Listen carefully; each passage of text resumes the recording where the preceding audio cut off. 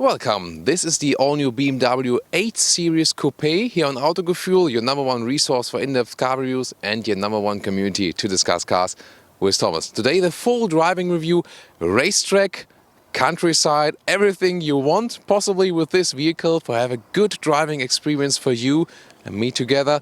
Also exterior, different colors, different trims, and of course the interior. All about this vehicle you need to know if you want to buy it or if you're just a fan. In full HD, full screen and full length. Let's go.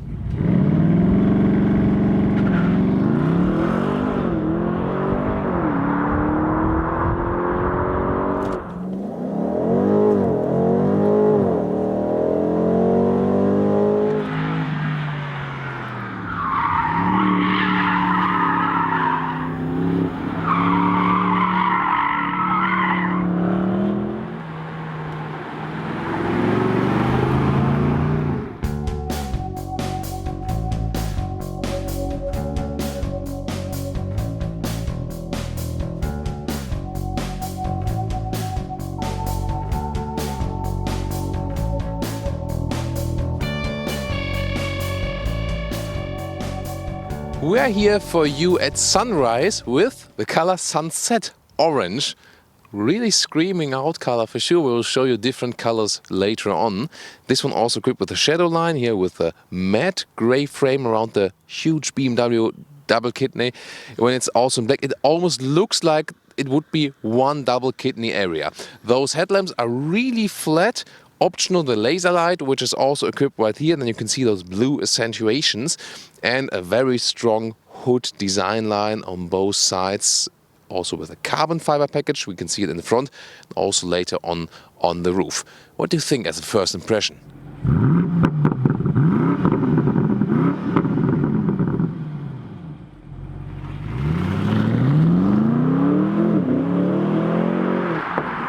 4.84 m or 15'9" is the total length here of the 8 Series Coupé.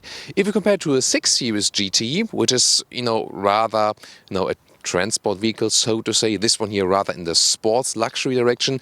This one here is 25 centimeters shorter. However, later on there will also be a Grand Coupé for the 8 Series, which will then again feature 4 doors and be longer again. They want to put the 8 Series really in the top luxury segment, but make it a little bit sportier than, for example, the S-Class Coupé. There will also be a convertible of the 8 Series. So later on you will have a setup then with 8 Series Coupé here, 8 Series Grand Coupé, 8 Series Convertible, and all three versions will also later come as an M version for the top sports variant. But already this one is set on a rather sporty tone. 19-inch rims is standard, 20-inch we see here, those ones are optional. Shadow line with black accentuations, also around the frames here. Then carbon fiber covers for the side mirrors, also on the roof. You can see this strong coupé line with very strong shoulders. Doesn't it look great how the sunlight here goes on those raindrops? Looks really amazing. I love to have those shootings then after it has rained, not while it is raining actually. And all-wheel drive is standard to get all the traction to the ground. Also a rear differential lock. And also for the petrol engine you can get an anti-tilt control. That the tilting in the side when you go to the corners very fast is even being reduced. Not available for the diesel. Well, we'll soon find out more about how this car drives. Let's finish up the exterior. All 8 Series model, by the way, comes standard with the M adaptive suspension. And here in the rear you can see it's very sculptural. I think it's very well done here also at the rear that this kind of integrated wing is forming. The carbon package also has this additional carbon wing. I could also live without that. Then the horizontally torn tail lamps. Right there, also with an interesting light signature. X-Drive also signaling that this one is all-wheel drive all the way. The carbon fiber package also adds this massive diffuser in carbon fiber style.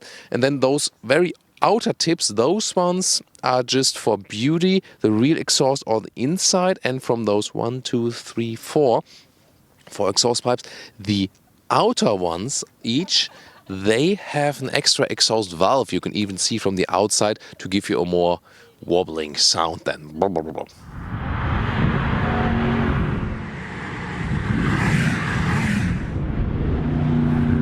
And to show you a different color, this one is called Carbon Black Metallic. It has a dark blue nuance, really interesting, where you can see also different light shades on it. And I also like the brighter blue color we had at the static review at the Paris Motor Show, or maybe also plain black, then maybe with the carbon fiber package. So some color choices we can already show you here. Of course, there will be some more available.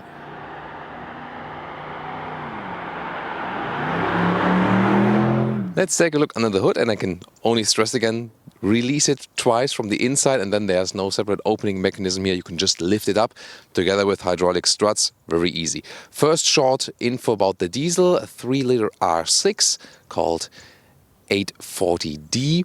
And this one then comes with 320 horsepower and acceleration 4.9 seconds to 100 kilometers or 62 miles an hour. However, this one here, probably the most important engine for this vehicle, 4.4-liter V8, 530 horsepower, 750 newton meters of torque, and 3.7 seconds acceleration to 100 kilometers or 62 miles an hour. Again, with all-wheel drive, of course, always, to get all the traction to the ground. Rear-wheel bias, but the more you push it, the more power is also transferred to the front wheels.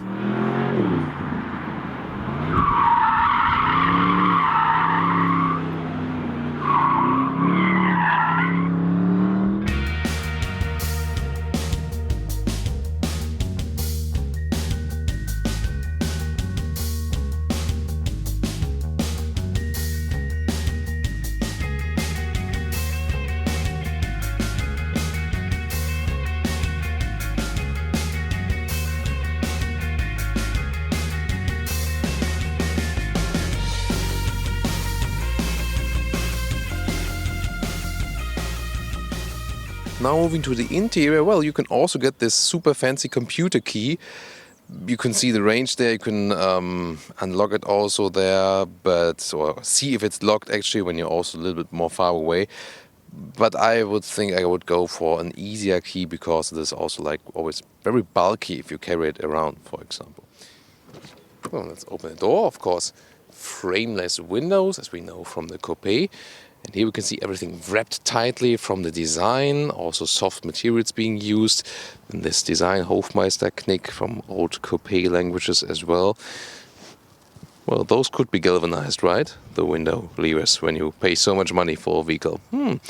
Then, well, at the inside of the doors, you don't have too much room to put anything. And this goes throughout the car. It's not really spacious at all. Just on the front seats. And here we go. Only animal skin surfaces available for the seats, so they do not offer any sustainable alternatives there. But the seats themselves, you can already see they're supposed to be quite comfortable. We'll soon test them, of course, for you. Then the steering wheel is also an M steering wheel here with the logo at the lower part. Have the cruise control on the left side and, for example, voice command and volume on the right side. You can also get different decal elements. This one a more subtle one here with aluminum cover. You'll also get a standard head-up display. I can already see it from here. We'll soon take a look at those digital gauges, head-up display, and also at the infotainment system. Let's get inside. Of course, the car sits quite low, but it's easy to get inside as the doors are very long. However, if you're in a narrow parking slot, maybe, if you can really open the doors, then But then you can, for example, lower the windows first. That's easier to get out then. So, and sitting here, yeah, I mean, you're limited, especially by the A-pillar. By the way, all covered in microfiber. That's really cool. But the seating position is very comfortable also for taller people. I'm 1.86 m or 6'1". However, if I have the seat in the lowest position, well, I can put my hand over my head like this, but that's it then, basically. Of course, the car is so flat design-wise. And also you have the sporty setup that the middle console is really large, so you're really sporty car-like caged in, although it's a very big car. But it is actually true that the design scheme from the exterior is carried out over to the interior, so you really feel like you would be sitting in a sports car, although from size-wise, it's of course already a quite large car. Interior overview, you have always the digital screen, 12.3-inch gauges left digital, 10.25-inch here the infotainment system on the right. And you can see, wow, the red car is sunset orange car is also matched right there. So depending on the, if I'm using gestures, the car is also realizing I'm doing that. So yeah, well, this gesture is also available as a favorite gesture, for example. So I like that they also have the red color here, but not in the digital gauges. Then you also have still a separate climate unit here. You can control it while driving very easily. I like that. However, I like more turning knobs, but at least I have one still with the volume, also with a metal knurling around. In the lower area, this is checkered structure, feels metal-alike. You can put them open, inductive charging for the smartphone in the lower part, adaptive cup holders, and one normal USB supply there in the front. Heated steering wheel option is right there in the lower area, separate button. And the digital instruments are here. So you can, for example, see that the co-driver door is open. And you also have some options, for example, see the consumption right there. And then you'll see speed as well as the RPMs. RPMs go counterclockwise, as we can see right here. Wow, that looks quite cool. Oh, there it is. There is the red car, actually. So it's obviously just gray in the first screen and not in the second one. And also you can see now the GPS in the middle part. And here we can... There it is. So obviously it's a grayscale car when you have the welcome screen, but as soon as you turn on the car, then you can see your personal color. It's always hard to catch the head-up display on camera. There it is. It's not flickering in real life, but if I would put the camera to non-flickering, then it would be actually quite dark. So you can see the speed, the allowed speed, and also some GPS information if you have activated a route. The infotainment system also has some sport displays. You can see you can also use it with touch, so the G meter, and it does leave fingerprints, but you can also use it with the central controlling knob in the lower part. The energy flow, for example, will show us some distribution there. We'll check it out when we drive the vehicle. And in journey data, by the way, if you want to reset your personal consumption, you really have to do it here now, because it won't completely work. Here, reset individual, then it's resetted. It will not work with the BC button in the digital instruments anymore as you are used to it. So then this is the home screen. You can also click on the GPS map. We are close to Sintra again, one of my favorite areas to review cars. Portugal, good responsiveness and also a very clear and crystal display. Phone connect either via Bluetooth right here, or also with the Apple CarPlay. Android Auto not offered yet, but they told me now that they are addressing this issue now. And the CarPlay is wireless. The camera system has a separate button. There we are with the rear wheel camera. Oh, there's a vehicle approaching. It's good to see the wide angle then. It's also activated when you put in the rear or the reverse gear. Then it's split also. Here you can see the... Oh, this is the thing about the gesture control. I just show something, but I mean, maybe it's a car reviewer problem. Oh, there was the Z8 driving. See here also when I turn the steering wheel, the camera is moving alongside. That's also a very cool feature that enables you to see everything better. And then when you put in the front gear again, then you have the front camera and it's also twisting. That's really cool feature. So one of the best camera systems out there, I think. And in this drone view, you can also switch and have this 3D. It's not exactly like what Audi offering there, but it's switching then here according to those cameras. Also pretty fancy that you can, for example, protect your alloys. This lower middle console, this crystal gear shifting lever, we already know from the X5 or the X7, together with metal knurling twisting knob right there. The favorite keys are here for accessing the map, for example. Then on the left side, camera system button, ESC off, and the different driving modes here to get more throttle input, steering wheel response, and also change the rear wheel drive. Maybe give it a little bit more rear wheel drive traction than on the front. And you can also have the adaptive mode to play with it around, and the auto hold or the electric handbrake. Middle armrest opens in a split way. Even more storage room, actually quite decent, and one USB-C port then here, as well as 12-volt power supply. One of my favorite features is the frameless mirror. Gives some elegance and also good look to the rear. Well, mirror-wise, of course, the rear view is always limited by this Coupé style, but then you have the camera system. As for the rear compartment, you get this latch here the backside of the seat, then push it forward, then it automatically slides forward. Here we go. I mean, yeah, it's a good feature that this is happening that way. But then again, if I have the driver's seat that I would be driving, you can see here on the far part. I mean, wow. And there's nothing legroom left. By the way, Isofix at the outside of the seats each on the rear, so it works for child seats. And now Thomas on the rear seat is incoming, because I will try it no matter what. To get in, it's already quite complicated. In German, you would say reinschälen. It's like peeling in. And I cannot put my feet under the seat really, and then when I do like this, it goes back and squeezes me a little bit, then it goes forward again. Yeah, that really doesn't work at all, so it's one of the worst packages of a car ever, considering the length.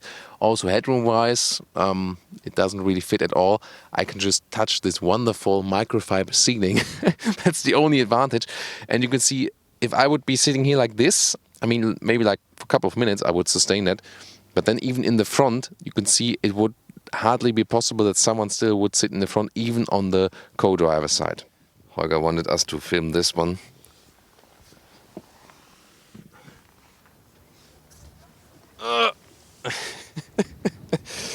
Yeah, about that. Well, I guess no one really expects this car to be a luggage carrier. Electric tailgate here. But let's just check out those 420 liters of boot space. Well, the width here is actually quite okay then, but of course you have this very complicated loading sill. And in length it's really okay, but of course you're pretty much limited with your luggage. Let me just put the cabin trolley in here so I can show you like this, and when I push it through, could even fit maybe two next to each other longitudinal wise. So again, in length it's really okay.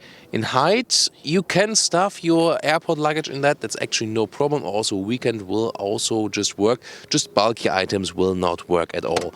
Then we can also release the back seats right there, but then you have to go around and have to push the front seat forward. I've already done that, and then you can also flip those. Here we go. Hey guys, top tether by the way on the back of the seats here. Again, this is limited in the height, but if you want to put longer things here rolling through, this is also at least somewhat possible. And I just found out something very interesting. So, you know, when I did them one by one, I had to go around and flip them.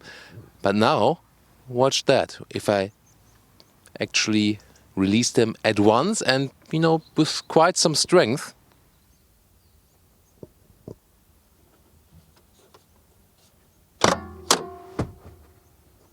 Ta-da! Then they actually also flip from here. So release them both at once. And, you know, with diligence, then you don't have to go around to flip them manually. Interesting finding here. What about the child safety test? Well, with those very small tailgates, it's usually easier to get the right torque done. Yeah, I think that's still quite okay. It's not too heavy, not too easy, but I think still a good compromise. Well, there we go.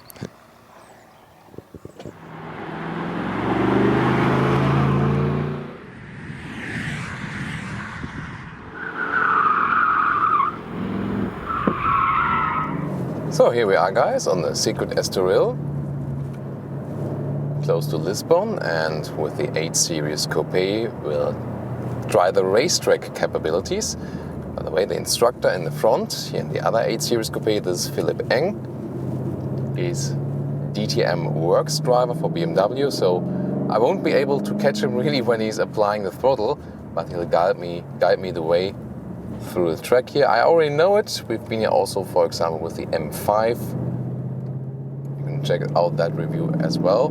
So we'll take it slowly in the first round a little bit and then increase the speed. The all-wheel drive is helping me to keep the traction. Now we're also going high speed, 170 kilometers an hour. And you hear that the car also remains relatively silent as for the wind noise features. Also interesting to see the braking lights, they're flashing when he's really hammering the brakes.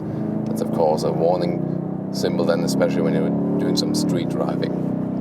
And The car is driving very harmoniously, I would say. Also due to this rear axle steering we have here in the petrol engine. So the transition area between the rear axle steering across and steering parallel is about 70-80 kilometers an hour. So exactly here. So now in the chicane right there, the S chicane, this tire screaming a little bit. I'm using the across steering feature of the rear axle steering, and when I'm now driving faster, it's the parallel steering of the rear axle to give some more stability. Really happy with the steering, it gives me a good feeling. Those tires on those racetrack cars, by the way, are a little bit blown out already, so you get some sliding to the sides. Now we're having a throttle. That's 200 kilometers or 125 miles per hour. And well, excellent wind noise features, so I don't have to raise my voice at all for that. You just heard some, small stones and sand crawling up. That's always on those racetracks. Now we're picking up the pace just a little bit. So you already heard the tires screaming, and that's of course, it's a heavy car, and due to the weight, when you push it in the corners, see it here. So this car doesn't allow a too high entry speed into the corners. That would be different to a smaller sports car. And of course, we have to always think about, there were some other groups already here who also drove those tires. And it's still a little bit slick here. It has rained in the morning, so it's not super dry yet. And this is also reducing the traction we have here, especially by braking. Not excessively by accelerating, that's already pretty good here. But always hear those tires squeaking then on camera for sure. The all-wheel drive is giving me good acceleration out of the corners. So when I was here with the M5 in the rear-wheel drive only mode, it was actually quite dangerous in comparison, especially here in this corner here. I had one situation where I was really sliding out unpurposely in the M5, because when you have just the power on the rear wheels, that's definitely a problem if you have too much power. But here, when I'm accelerating out, now for example here, I'm also being pulled out of the corner a little bit, and therefore I can also apply a little bit more throttle when I'm accelerating out. Usually it's like that, search a braking point, then you hold your speed steady in the corner. It doesn't make sense to apply so much throttle in the corner, then you just get carried out to the outside, and then when you get the outside of the corner, then hard on the gas again.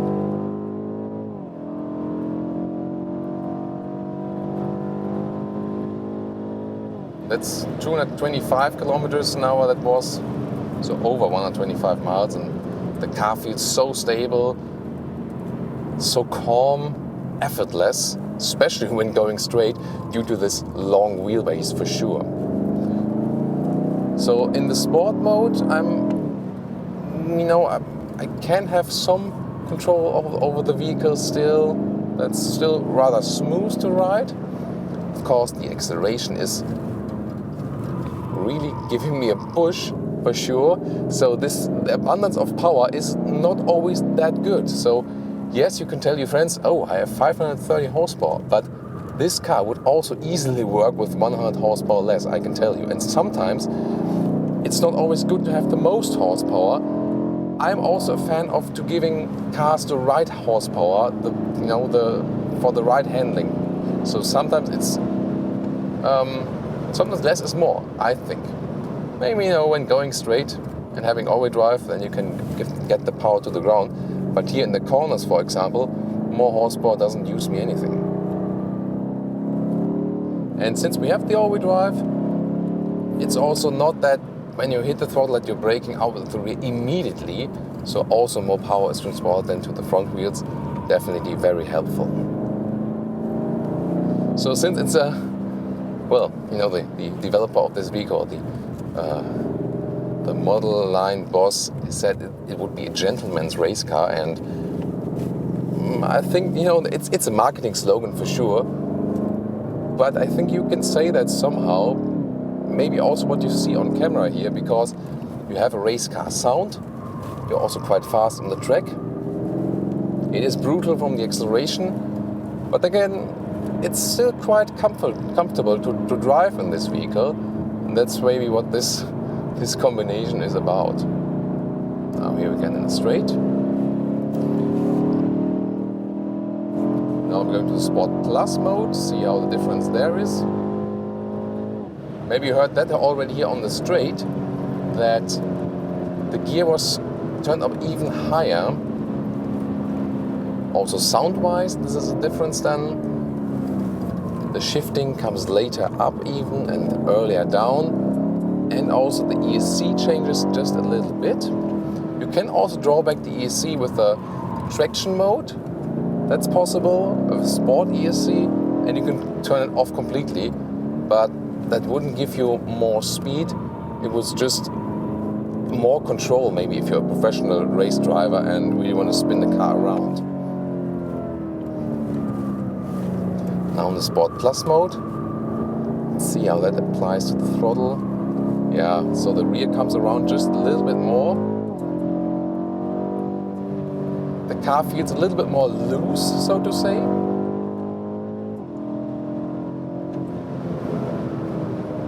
Just on this small straight, we almost reached 200 kilometers.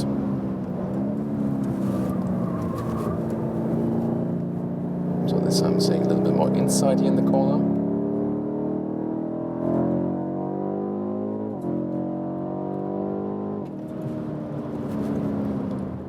This corner here again is really treacherous, I can tell you. Especially because it becomes more narrow at the outside part. I think my favorite trick is this chicane here. It really brings out the agility of the vehicle, and again it's surprising that considering the length and the size it's still quite agile, but if you hear the tires squeaking you also hear that physics are in place and that a smaller sports car would surely perform better. Here especially, yeah. But for sure still fun to drive the car around, although it is actually more fun to drive smaller sports cars on the racetrack because less G-forces are applied. You know, talking of that, what we can do is also give some vehicle information, sport gauges. Let's check the G-forces. And I mean, that also speaks from someone maybe is commenting now, time code, and then Thomas driving 180 kilometers on the straightaway and picking the G-force meter. So the car made me actually that calm and comfortable in the racetrack that this was possible. So let's see, in the front, G-force meter now all the way to the left. It's quite fun, but I mean, maybe for a co-driver to look at it, but I think as a driver you have to concentrate on the road. That's probably the better idea.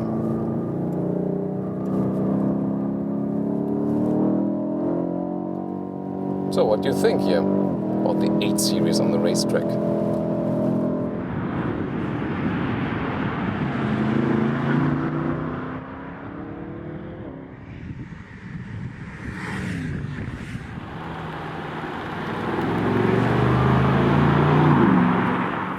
Welcome to Thomas's Driving Lounge with a street driving part, countryside route here with the 8 Series Coupé.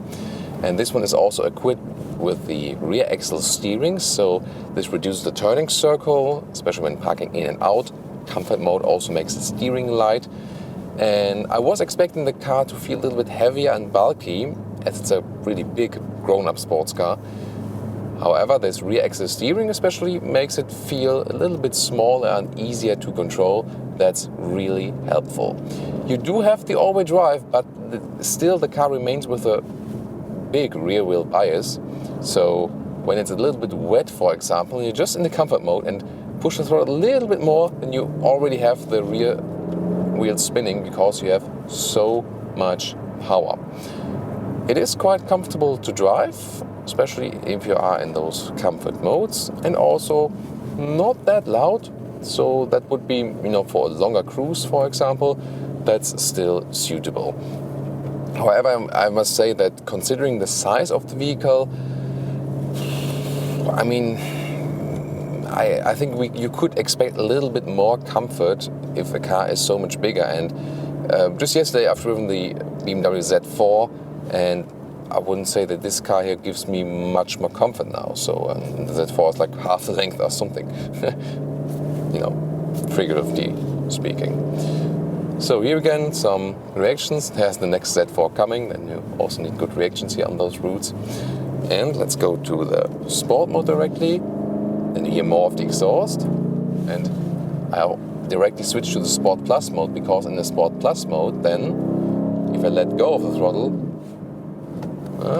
not as necessarily when I go uphill, but when I go downhill here, then you also hear the exhaust valve plopping. You have more throttle input then, direct response, and the acceleration is really brutal. So I'm getting pushed from the rear and also a little bit pulled from the front. Exhaust is of course louder now. The steering, this integral active steering, is also included with this vehicle. Now, you maybe heard the exhaust valve. You also hear when you have some dust on the road or something, you hear it pretty much on the rear arches, a little bit like with the Porsche 911. You know, when I get on the throttle and let it go.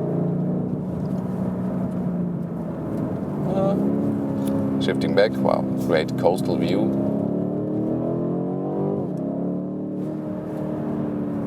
So, really a very direct response then, also through the throttle.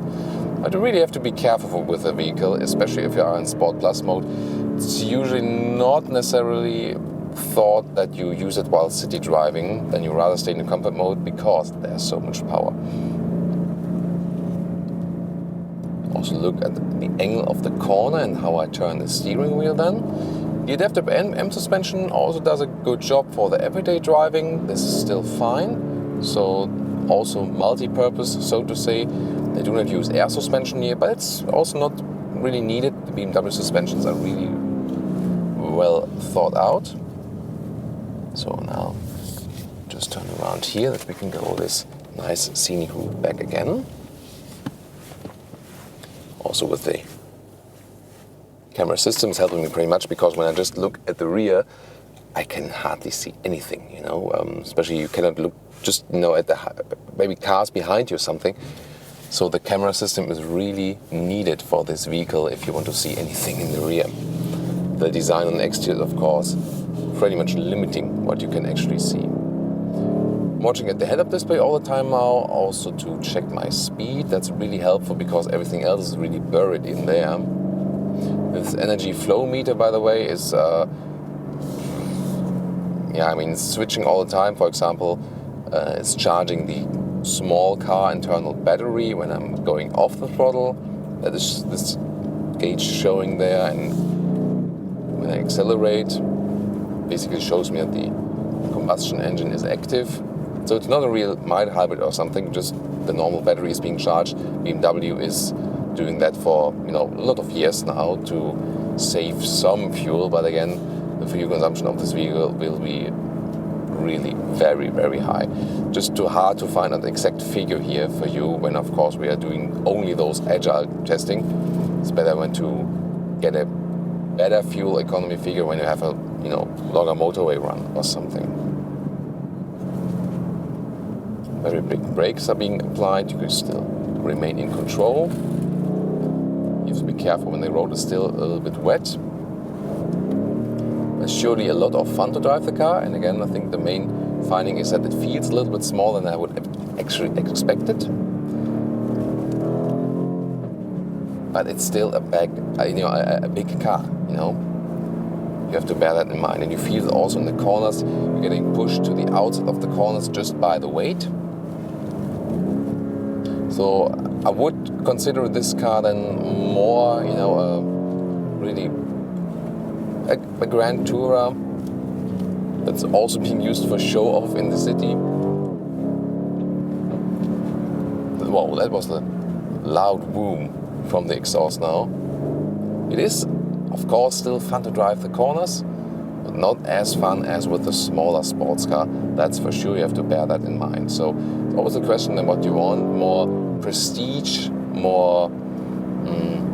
I said in the initial review also, like a representative sports car. That is not a racing sports car, a representative sports car. Even though you can go with it on racetrack, and it does work on the racetrack for sure.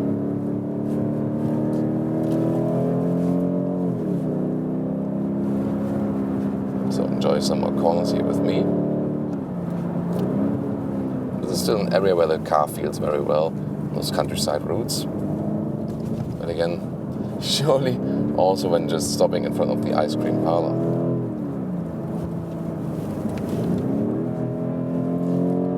By the way, when we're at higher speeds, this rear axle steering goes in the parallel direction, so to give you some more stability. And when you're at lower speeds, it goes in the opposite direction than the front wheels, to give you then more flexibility, especially when driving slowly.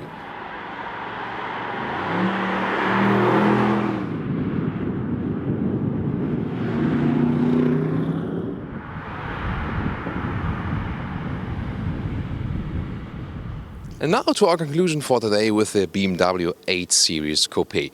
Well, the sense of this vehicle is rather to be a representative sports car, that's what I say, because the design is really very beautiful, that's what I think. So those very sleek lines, front hood, very long, and then those massive shoulders. This is definitely a piece of automotive design, of automotive art, I would say. On the interior, we also find a good build quality, and it's actually easy to use it on the interior, but then again, you have really little room. Driving-wise, really the rear axle steering is helping a lot, because you can turn around the car easier, and this is also something that speaks for the petrol engine, because then you can actually pick the rear axle steering. The diesel would be better if you are a long-term commuter. We could not really score on average consumption here today, which would be reliable. We have to do it at a later stage, at a longer test for sure, but the petrol engine will consume a lot of fuel, surely more than the official state. However, the new WLTP cycles for the consumption figures are more realistic than the old ones, that's for sure. On the racetrack, the car showed also that it is fun to drive even on the racetrack, although it's such an expensive and big car. However, the weight also limits that, just physics playing a role there. You feel that you're getting pushed outside in the corners. Then also a smaller race car, or something like that, a scooter maybe, is a little bit more fun on the racetrack when you have less weight and more flexibility to control the car. And that brings me back to the initial statement that it's more a gentleman race car, as BMW says, or as I say, a representative sports car. Price-wise, the diesel will start at 100,000 euros in Germany. This one here, the petrol engine, 126,000. And if you spec it with some more extras and stuff, as we have it here today, the car as it stands here, 145,000. Then, of course, you have to start thinking, do you have enough money to be that representative? Or would you rather go then for a smaller sports car?